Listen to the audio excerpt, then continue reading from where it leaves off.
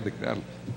Doctor Buitrago, su reflexión sobre la pregunta del doctor Mesa.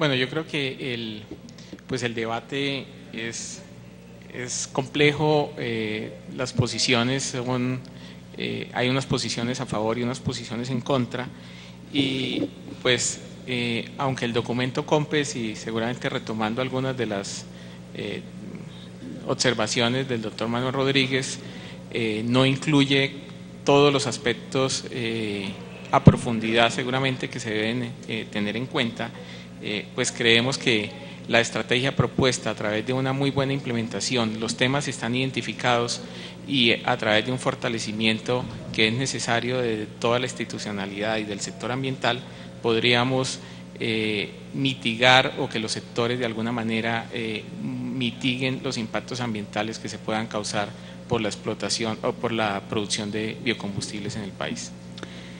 Una pregunta también de la Universidad Nacional del Instituto de Estudios Ambientales. Doctor Rodríguez, en ese terreno que usted llama de la solucionática, ¿cómo ve las zonas ganaderas en las cuales se desarrolla ganadería no intensiva, es decir, grandes áreas para pocas reses? Son muchas veces zonas de vocación agrícola subutilizada. ¿No sería lógico que el tema de los biocombustibles se orientara a esas áreas ganaderas para no afectar la producción de alimentos ni los ecosistemas? Precisamente en el estudio que hicimos para Fedepalma, esa es una de las recomendaciones, ¿no? Claramente hay unas tierras en Colombia. Ese estudio se hizo cuando no estaba lo de biocombustibles en toda su… En ese momento se hizo porque los palmeros querían hacer una expansión de la palma para producir aceite comestible, básicamente. Sí.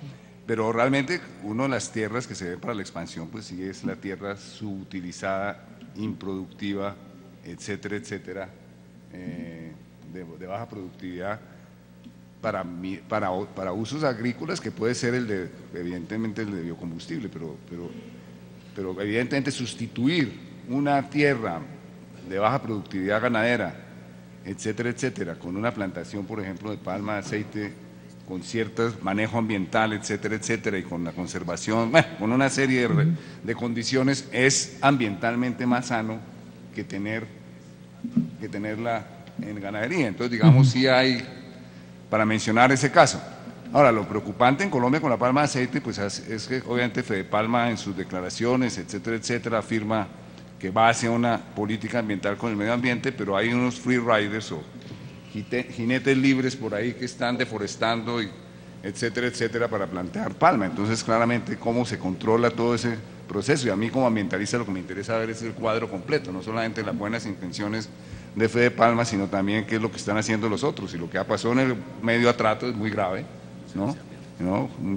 Muy grave, porque se dice que se deforestaron cerca de 15.000 hectáreas, se plantearon finalmente 5.000 o algo así, y parece que están sucediendo cosas en el resto del país así de graves. Entonces, claro, esa es la pregunta. Ahora, hay otro tema relacionado con este, y hay unos estudios muy interesantes que muestran cómo en América Latina hay 317 millones de hectáreas de suelo degradado.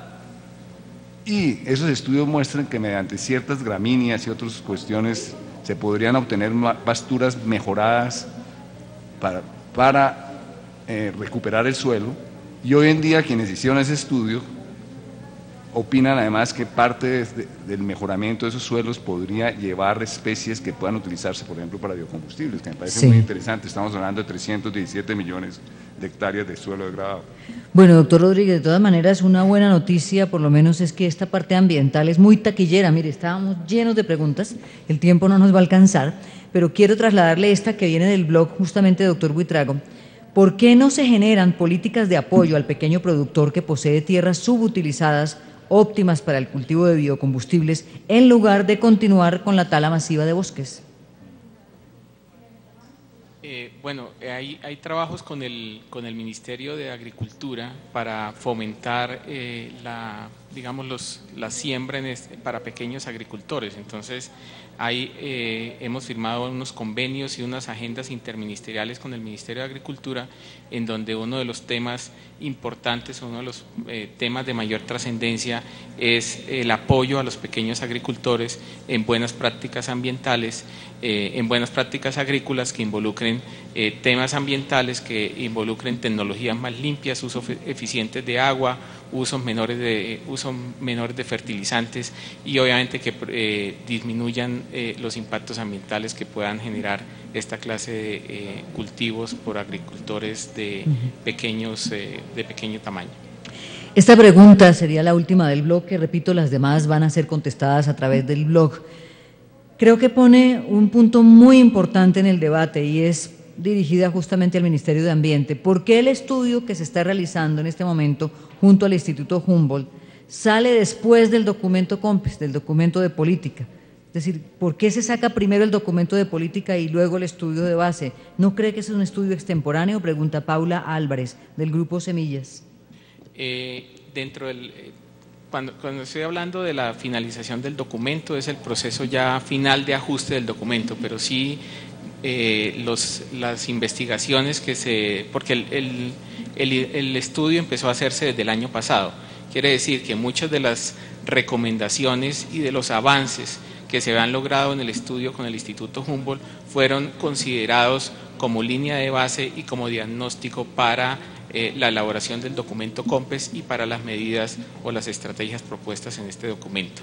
Estamos hablando de tiempos ya de edición final y de ajustes al documento que estaremos finalizando el próximo mes, pero sí las recomendaciones fueron tenidas en cuenta en la elaboración del documento COMPES.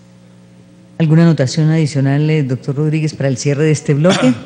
No, yo personalmente considero que estamos yendo demasiado rápido y eso me preocupa muchísimo porque no tenemos ni los conocimientos científicos ni las instituciones, sobre todo, que nos permitan manejar el tema ambiental, ¿no? El ministro Lozano pues ha declarado una y otra vez que está haciendo esfuerzos muy grandes para fortalecer la institucionalidad ambiental en Colombia, pero me da la impresión que no le ponen muchas bolas en el gobierno y la institucionalidad ambiental en Colombia sigue muy débil.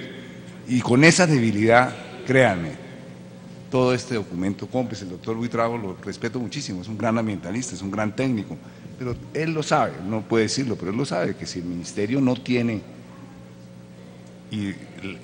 la capacidad técnica suficiente y la solvencia técnica y se crean otras fórmulas institucionales, porque seguramente habría que crear otras formas institucionales en Colombia para lidiar con los dos grandes temas económicos que se le están viniendo a Colombia encima, y es la gran explotación minera y petrolera y el tema de los biocombustibles, que van a crear una enorme presión sobre el medio ambiente, y eso se puede hacer muy mal, con lo cual entonces se destruirán los recursos, uno de los principales patrimonios de este país, que es el de la biodiversidad y sus aguas, o se puede hacer en forma razonable, es decir, lo que llaman ambientalmente sostenible.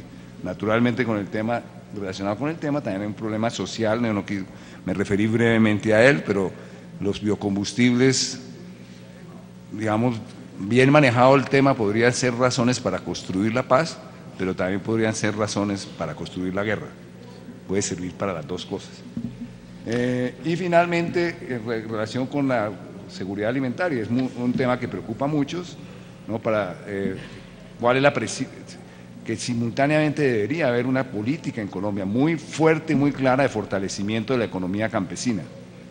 Según los datos de Bogotá Sin Hambre, el alimento de Bogotá, el 54% de los alimentos que comemos los bogotanos vienen de la economía campesina, en un área equivalente al 67% del territorio cultivado de la gente, de lo que viene a Bogotá.